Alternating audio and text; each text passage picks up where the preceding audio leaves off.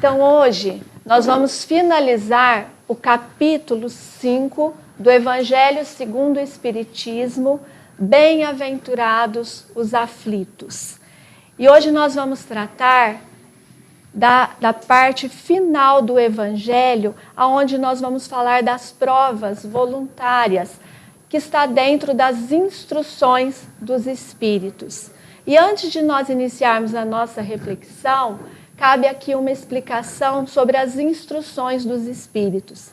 Quem faz o Evangelho no lar, ou que lê bastante o Evangelho, ou estuda o Evangelho segundo o Espiritismo, já percebeu que ao final de cada capítulo do Evangelho, nós temos as instruções dos Espíritos. E o que seriam essas instruções dos Espíritos? São comunicações dadas pelos Espíritos, que se comunicaram em vários países, por meio de diferentes médiuns, mas eles trouxeram as mesmas orientações, as mesmas explicações e os mesmos complementos.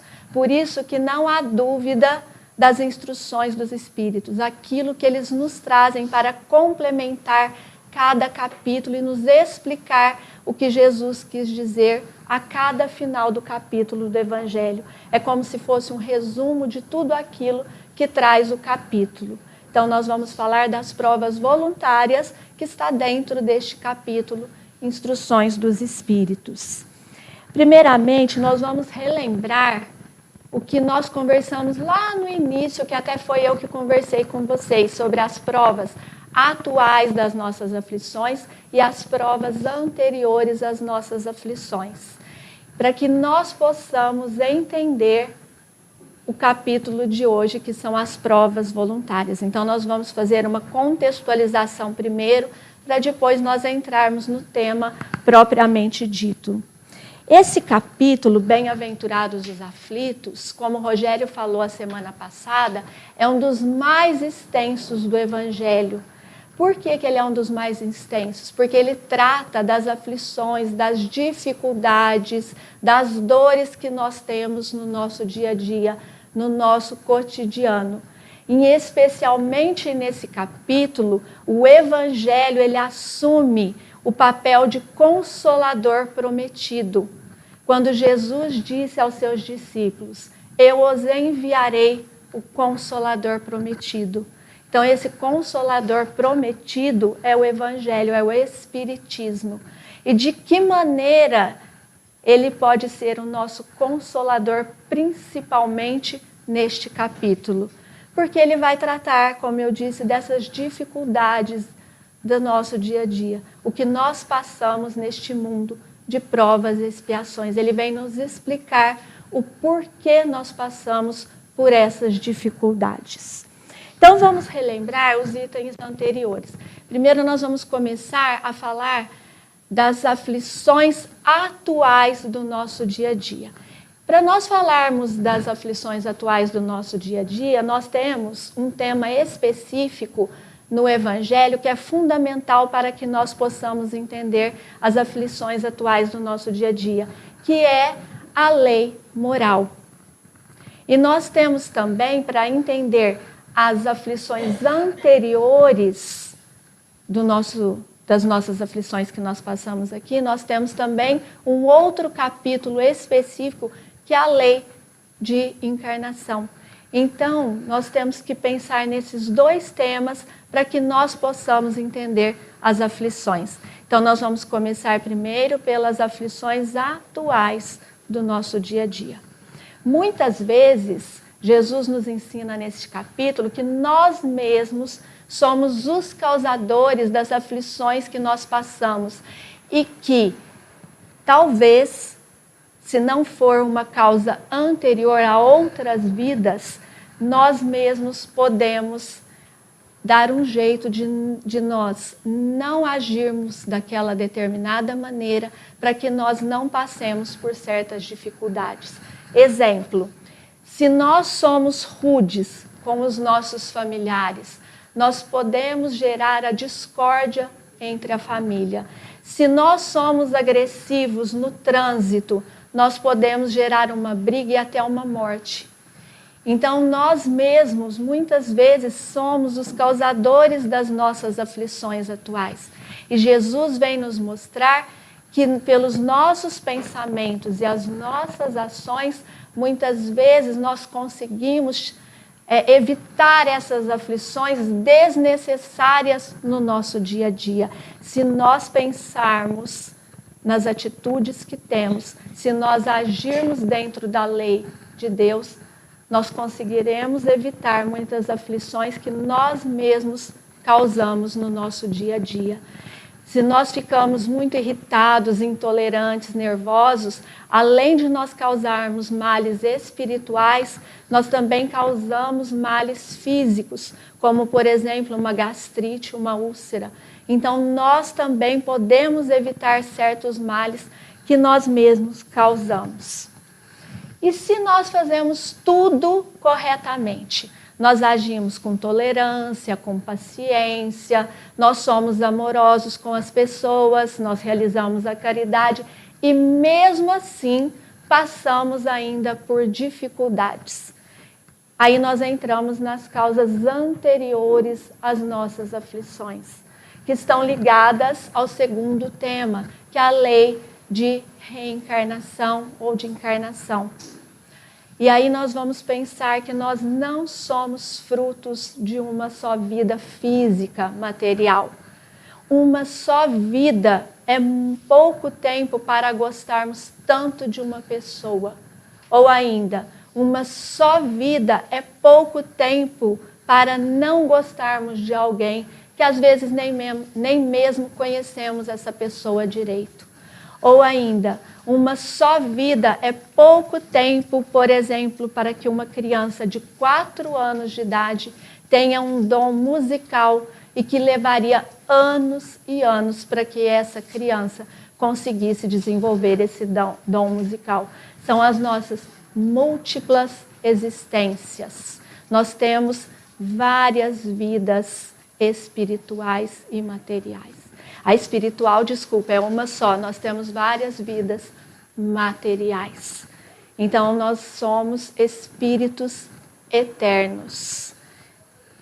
E para que nós possamos entender agora as provas voluntárias, nós temos que ter em mente que todas as aflições e as dores que nós passamos são causadas por nós atualmente ou que nós causamos em vidas anteriores. E pensando que nós, quando nós encarnamos, nós pedimos para passar por certas aflições antes de nós virmos para cá. Nós combinamos com a espiritualidade o que nós precisaríamos para a nossa evolução espiritual. Muitas vezes nós pedimos até mais para passar por mais provas e a espiritualidade, nos conhecendo, é que ameniza nossas provas aqui, porque sabem que nós não vamos dar conta de passar por tudo isso. E quando nós refletimos sobre isso, que muitas vezes nós pedimos para passar por certas dificuldades e certas dores, aí nós pensamos, e o que seriam essas provas voluntárias? Nós também tivemos nesse capítulo, até foi a Aline que está aqui presente, que falou sobre o suicídio.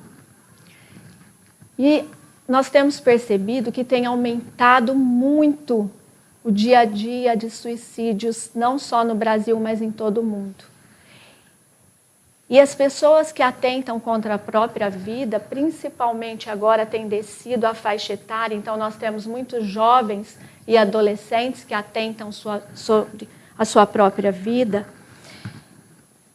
E nós percebemos que isso está acontecendo pela falta de propósito da vida, pela falta de significado que as pessoas colocam em suas vidas, pela falta da ligação espiritual que nós precisamos ter e pelo excesso de materialidade.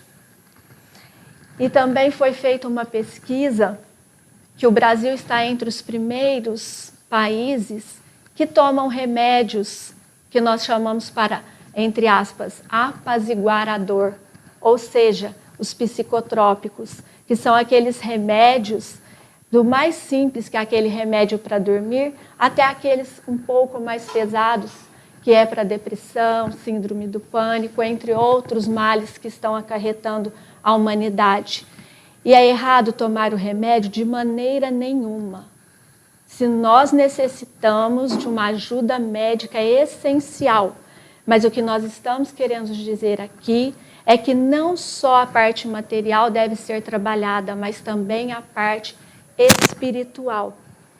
Imaginem só, como Kardec chama de materialismo, uma pessoa que acha que a sua vida começa no berço e termina no túmulo, como deve ser difícil enterrar a um filho tão amado, a um filho querido.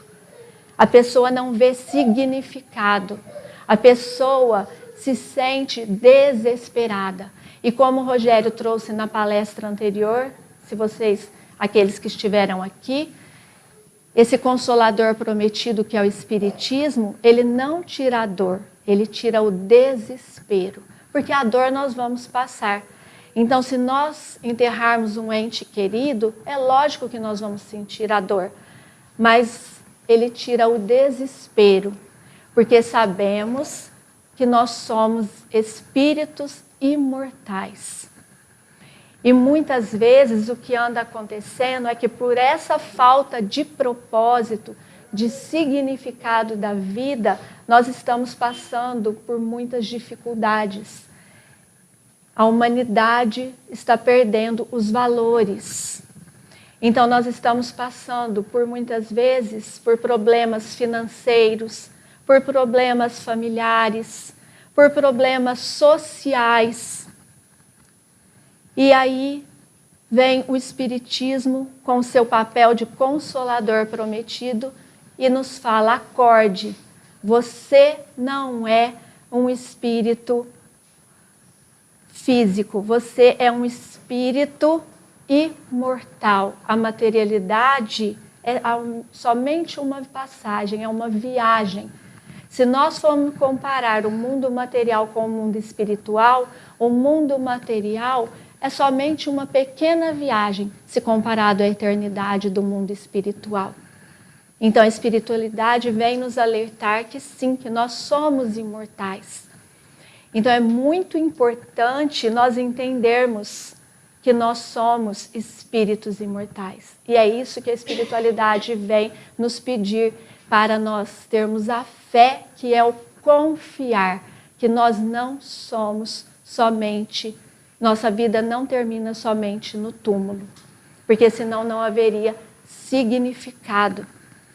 E tudo isso, nós sabermos que nós somos espíritos imortais, não vai tirar a nossa dor, como eu já disse, mas vai sim tirar o nosso desespero, porque quando nós perdemos, por exemplo, um ente querido, nós temos a certeza que um dia nós estaremos juntos. E essa viagem, para quem faz, dói. E dói para quem fica, e dói para quem vai. Mas não vamos ter o desespero de fazermos algo contra a nossa própria vida, por exemplo. Porque quando nós atentamos à nossa vida, é o maior crime cometido perante a lei divina. Então nós temos que ter sempre em mente que nós temos que cumprir o que nós comprometemos no mundo espiritual. Essa é uma parte da prova voluntária. E se nós formos pensar na parte material, nós devemos também apaziguar a nossa dor na parte material, por exemplo, fazendo uma cirurgia se necessário, tomando vacina se necessário, fazendo uma atividade física se necessário. Claro que nós devemos. Cuidar do nosso físico é extremamente importante, porque esse corpo físico foi nos dado por Deus para que nós possamos estar neste mundo. É o nosso envoltório do nosso espírito, para que nós possamos cumprir a nossa evolução espiritual. Então, não é errado nós cuidarmos do nosso físico.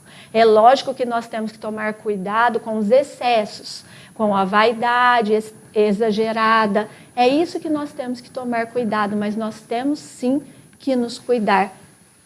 Então não é errado, então nós temos que cuidar sempre da parte espiritual e da parte física. Por isso a importância também do acompanhamento médico.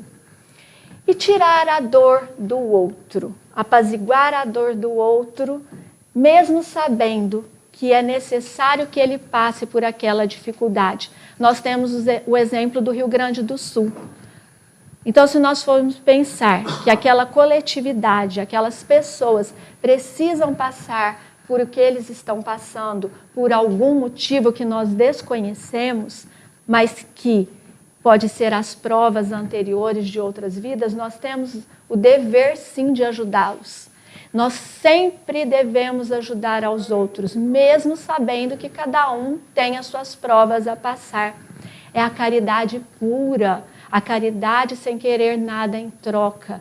É a caridade mais verdadeira. E se nós estamos passando pela rua e tem alguém sentindo frio, que está vulnerável na rua e nós estamos com um casaco quentinho, devemos sim tirar o nosso casaco e doar ao outro. Porque quando nós tiramos do nosso necessário, a caridade é muito mais valiosa. Então nós sempre devemos ajudar o outro também, mesmo sabendo das suas provas. E aí nós podemos nos perguntar, e no caso da eutanásia, qual é a visão espírita em relação a tirar a dor do outro quando ele está em um processo muito difícil? O Espiritismo é a favor da vida sempre, em qualquer circunstância. Mas para que nós possamos entender esse item um pouco melhor, nós vamos fazer algumas reflexões. A palavra eutanásia, ela se origina do grego, do eu mais thanatos, que pode ser traduzido como boa morte ou morte sem dor. Então, do ponto de vista materialista, esse ato alivia a dor do outro. Mas do ponto de vista espiritual, nós não sabemos se é naqueles últimos segundos, naqueles últimos minutos, que é necessário aquele espírito passe por aquela provação para que ele tenha um insight. Como nós falamos, aquele momento crucial com a ligação com a espiritualidade. Pode ser uma reconexão a um sentimento, pode ser uma cura espiritual, alguma coisa que venha a ele para que ele possa se melhorar caso ele retome a consciência. Então, somente Deus sabe o momento exato para que aquele espírito faça a sua passagem. Nós não temos o direito de fazer esse ato. E no Livro dos Espíritos, Allan Kardec, ele tem uma questão, que é a 953, que ele fala bem sobre essas provas voluntárias. Então, a Kardec pergunta aos espíritos: quando uma pessoa vê diante de si um fim inevitável e horrível, será culpada abreviar de alguns instantes os seus sofrimentos, apressando voluntariamente a sua morte? E olha a resposta dos espíritos: é sempre culpado aquele que não aguarda o termo que Deus lhe marcou para a existência. E quem poderá estar certo de que, malgrado as aparências, esse termo tenha chegado, que um socorro inesperado não venha no último momento. Então, esse socorro inesperado que os espíritos falam aqui, não é raro de acontecer, porque nós vemos muitas vezes pessoas que estão em coma e que retomam novamente a vida material. Nós temos um exemplo que foi muito noticiado, isso foi em 2015, que é o caso da americana Daniela Davis, que o seu marido sofreu um acidente de moto e ficou em coma. E o médico que cuidava do marido de Daniele chamou e falou para ela, sugeriu que ela desligasse os aparelhos que mantinham o seu marido vivo, porque ele só tinha somente 10% de chance de sobreviver. E Daniele disse com toda a convicção que de maneira nenhuma ela autorizaria desligar os aparelhos de seu marido. E depois de 3 meses o marido de Daniele acordou. E eles foram viver em Atlanta e viveram bem. Atualmente eu não sei se eles ainda estão vivos, como eles estão, porque como eu disse, isso aconteceu em 2015. Mas isso foi muito noticiado e eles ficaram muito bem e eles viviam em Atlanta. Então ninguém sabe o momento exato para que isso aconteça, somente Deus, repetindo novamente. E para finalizar, eu vou compartilhar com vocês uma história que aconteceu comigo, para que nós possamos entender também o que significa bem-aventurados os aflitos, porque serão consolados. Quando meu filho tinha 4 meses, eu já contei para algumas pessoas aqui, ele teve meningite. E depois ele melhorou tudo e teve novamente meningite um pouco mais velho. E dessa segunda vez que ele teve meningite, ele já falava, já andava. E o médico precisava colher o líquor da coluna para que ele confirmasse a meningite e fizesse todos os outros exames e ele fosse auxiliado. E o médico e o meu filho, quando viu aquela agulha, ele começou a ficar desesperado e pedindo ajuda, que ele não queria, porque nenhuma criança quer naquele momento, e ele já estava sentindo dor. E o médico falou que se ele continuasse se debatendo ou chorando daquela maneira, e a agulha fosse injetada num lugar que não fosse adequado, poderia ficar com sequelas, porque a gente sabe que a coluna é um lugar muito frágil. E aí, o que eu fiz? Eu mesmo sabendo que era algo difícil para ele passar, eu coloquei o meu corpo sobre o dele para ele ficar bem firme, fechei os meus olhos e deixei o médico seguir em frente. Por quê? Porque era necessário, era para a sua melhora. E quando eu estava estudando esse capítulo, eu percebi que Deus faz isso com todos nós. Ele sabe que é para a nossa melhora, para que nós, quando nós passamos as dificuldades, as dores, as nossas angústias, é para a nossa melhora. Então, quando eu pensei nisso que aconteceu comigo, eu elevei o meu pensamento a Deus e disse, agora eu entendo o que o Senhor quis dizer neste capítulo. Então, o meu desejo é que todos nós, um dia, possamos entender o que Deus quis nos dizer. Bem-aventurados os aflitos, porque serão consolados. Graças a Deus.